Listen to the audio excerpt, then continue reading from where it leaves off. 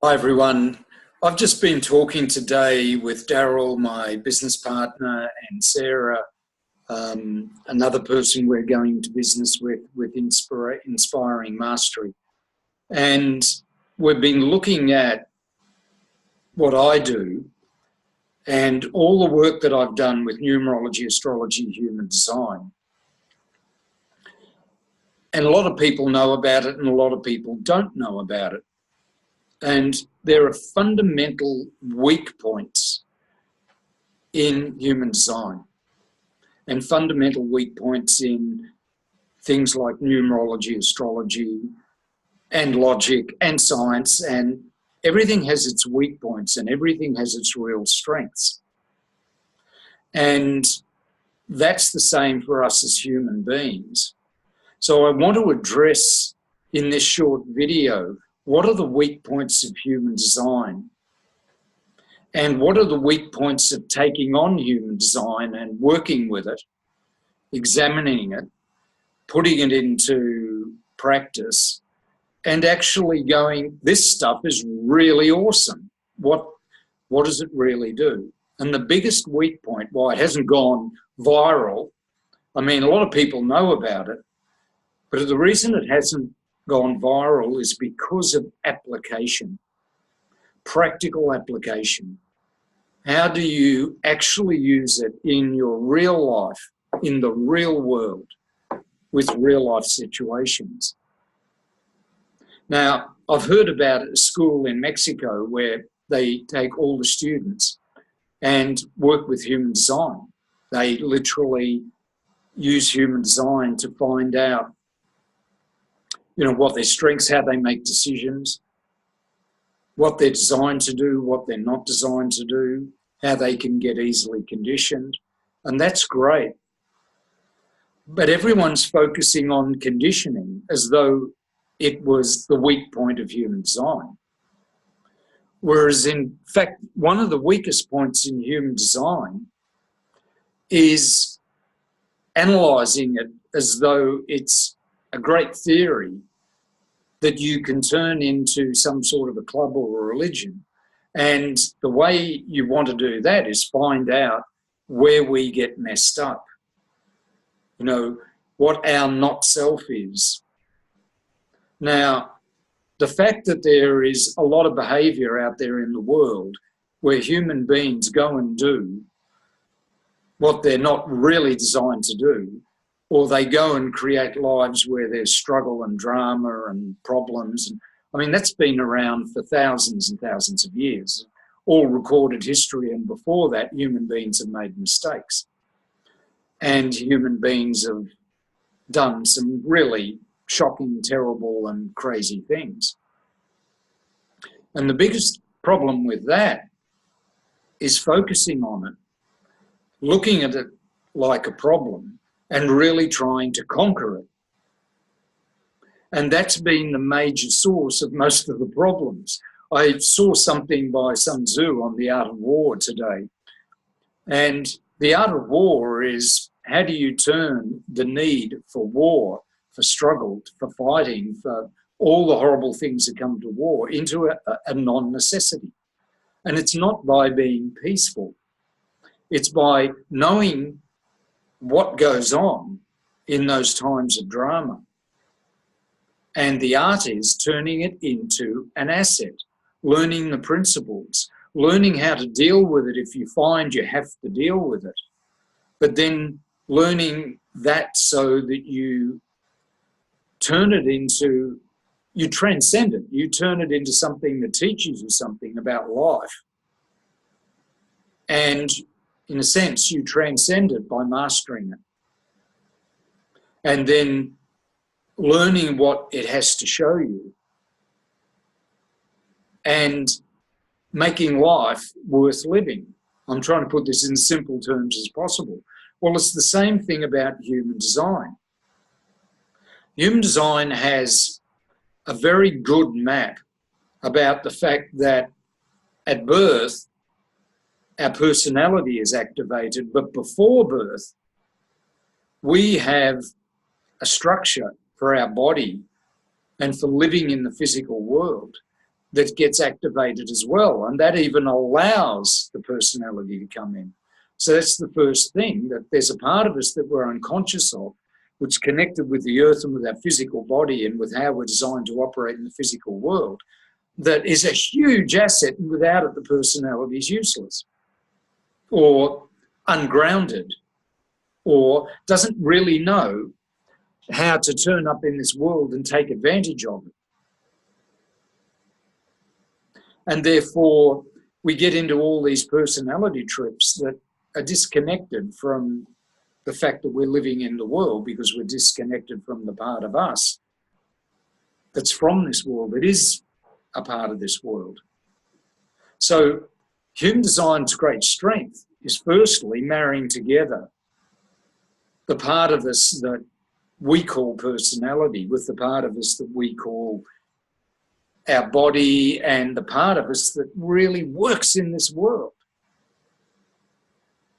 You know, body-mind connection or heart-mind connection, people have called it. But you can't deny either. And it brings a third thing, this wide openness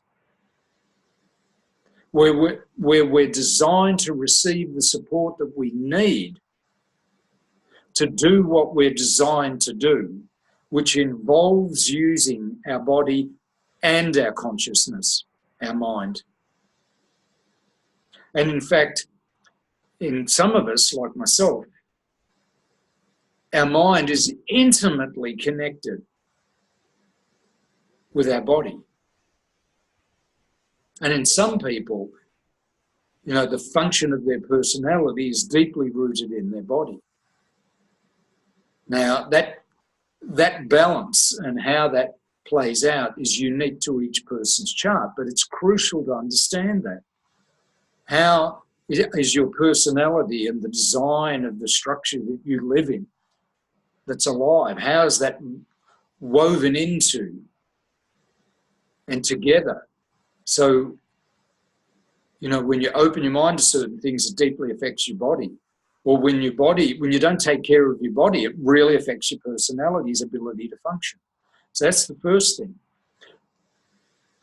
And understanding that enables you to understand very precisely and uniquely how you function, how you're designed to do what you're designed to do. So coming to grips with that, at least theoretically, has been the first decades of human design. But the thing they haven't come to grips with yet, as far as I've seen, and it's a lot of the work that I do, is coming to grips with how we're designed to receive the support we need so we can do what we're designed to do. And one of the greatest weaknesses in human design so far, not in human design, but in the way we're using it, is not knowing how to turn our openness into our greatest asset, that which attracts the resources we need to do what you're designed to do what I'm designed to do what we're all designed to do. And each person has a unique format for that. And the more you get in touch with it, a simple thing happens. You start enjoying your life, not theoretically. You start discovering the beauty, the wonder, even the enchantment of life, even in difficult times. And you develop a sense of self-esteem and confidence in terms of being able to deal with the ups and downs, the ins and outs, you know, the good times and the bad times. And by focusing on not self-conditioning, which is a problem, if you start trying to do where you're designed to receive the support you need, you block your ability to receive. And your body and your personality and your mind all give you feedback you're going in the wrong direction. It's called life sucks, and put it in simple terms. Or my business doesn't seem to work no matter what I'm doing. Now, human design is not the formula to turn around and just say, now your business is going to work. What it does give you is a clear map of how to operate, so you enjoy putting your business back together or building a business from scratch. And it happens in a way that's in sync with not only your life, but with the world around you. One of the great things I found human design can identify is exactly what you're designed to do. And putting that in everyday language, where it's not like gate this and line that and this and that, but just distilling it into this is what you're great at. And putting it in a way where I at least grasp it enough, clearly enough, that you get it in your own terms. It's not that I figure it out and tell you. It's like I figure it out clearly enough that you go, oh, yes, that's how it works. I know, I've seen that happen in my life. Oh, that's why, that's the beauty of it. This isn't about human design practitioners, including me, telling you how you operate and you paying them to tell you how it works, and then you go off and keep messing it up. It's about understanding you enough and giving you that feedback until it starts to click and you start to understand through your own experience. So the mistakes and the difficult times, they're unbelievable assets if you learn to get what they're telling you. Your openness is not where you only screw up. It's where, if you open up to that, the most extraordinary things can happen. And I'll give you one example in myself. All the openness in my chart is, if it was coloured, I would be a manifester. You know, and all the coloured stuff in my chart was white, I'd be a manifester. So my design is to receive manifestation. My ability to manifest happens through opening up to receiving, which is not as simple as just mentally doing it. It's really opening up and allowing life to serve you. I remember hearing Ra say that once on a very short video he did. Life is here to serve you. And all that openness is to allow it to happen. Now, the way we're brought up, the background of that, the way we've been thinking, and that doesn't make that easy to trust. But having dared to go there quite a lot in the 11 years I've been in human design, and looking back on the 40 years I've been working on myself, or longer, 50 years, working on myself, it's just so clear that life is going. When you try and do receiving, when I try and manifest, it doesn't work. But when I open up to manifesting, it works really well. And being a generator, then I can pour my energy into things. And I love doing that. But then here's the beauty of it. And this is just an example, because you, in your own chart, have something unbelievably crazy great, to give. And an unbelievable ability to receive the support you need so you can give it. Which means life can be truly enjoyable and productive, and you can apply it in the real world. It's just having the courage and the confidence, the authenticity and the empowerment to do it. To get in touch with those 4 qualities that are the higher qualities of you. And over time, to build the self-esteem, to trust that. That's why the courage and all that are needed. And it's got to be authentic, but it works in the real world. So for me to open up, what it meant in business was this, and what it's, I'm applying this now. I'm designed to receive people who know what they want. who will inform me, this is what I want, and this is what I'm going to manifest. And what I do as a generator is pour my energy into them, into that, so that they can manifest it. They don't have to be a manifester. They just need to know what they want and be committed to manifesting it. My two business partners are a manifestor and a manifesting generator. But it doesn't have to be that technical. If you know what I want to guide people. I want to be a mirror for people. I want to guide people to success. I want people to plug into my energy and then I'll energize whatever they're doing. That's how it works for me. When you get that and then open up to receive it rather than constantly try and make it happen, which has been my issue in the past, even till now, it just opens the doorways to extraordinary things. What it opens the doorway to is you being able to operate at 90 to 100% of your true potential.